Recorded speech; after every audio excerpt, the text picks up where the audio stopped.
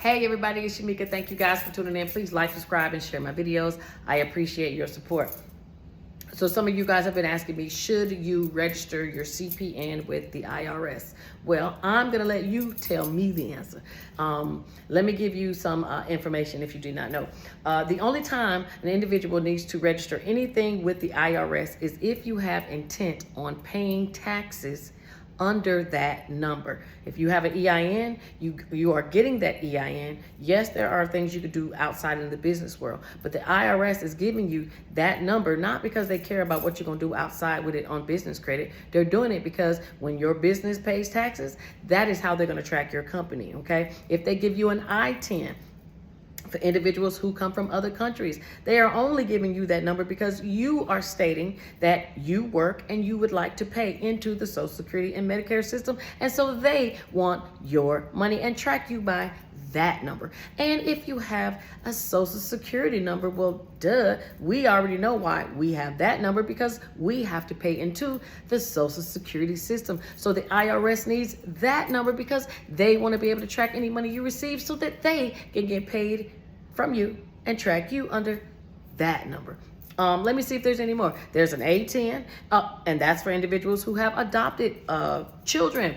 They only get that number issued to them just so they have a number to track the children temporarily until they are issued a Social Security number. That is the only number that they are not expecting to receive any money from. But as soon as you get the social, they're expecting you to pay when you get old enough to work. So they ain't giving it to you for nothing, okay? The P10, that's another number that they issue you. If you get a P10, they're only issuing you that because they want to track the money that you, they want to track the tax preparation that you've done for individuals. So when you see that number showing up on an individual's tax return, if you guys look on your 1040 at the bottom, if you sitting with a person named Bridget and Vanessa is the one that did your taxes, somebody's lying, okay? So the P10 tracks who did your taxes. You know, if you're the tax payer, but if you're the tax preparer, it is letting the IRS know that you did the taxes, and they actually keep a list of that, which is how they come back when they bust these tax shops for using the Schedule C inappropriately. And the reason they can say, hey, you know, this person did $5 million worth of credits, because they didn't just track one tax return. They went back and looked at every one that you did under your P10 and added up every tax expense.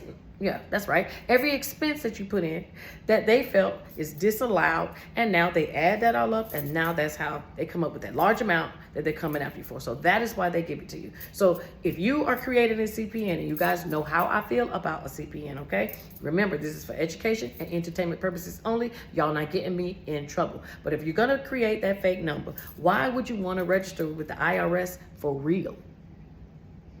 So I just answered your question. Should you register with the IRS? Absolutely not. There is no need, okay?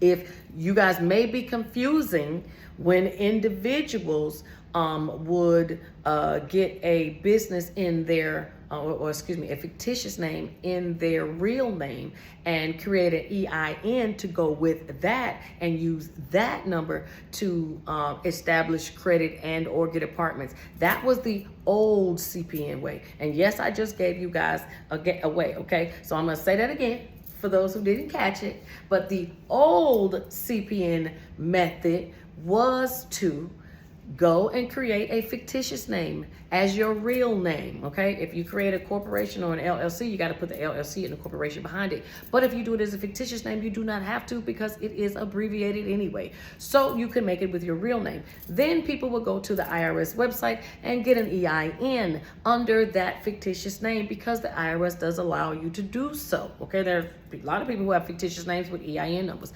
Then they would take that EIN number and then they would just nurture it like they would just do a regular CPN or your regular business credit. They would start putting, now you cannot do everything on this because it's not a separate entity. So you would not be able to directly establish like net 30 accounts or anything like that, because it's not associated, it's not a separate entity.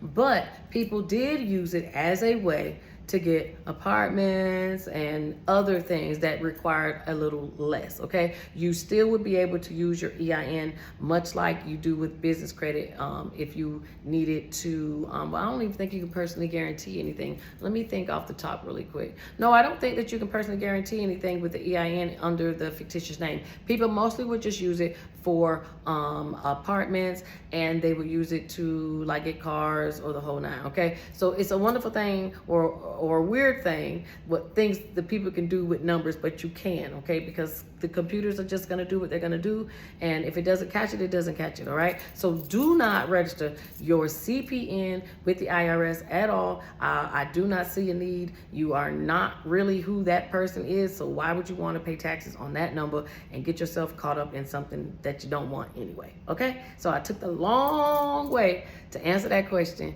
but I wanted you guys to be able to answer it on your own, and I hope I also taught you a new way that people made CPNs, okay? Bye.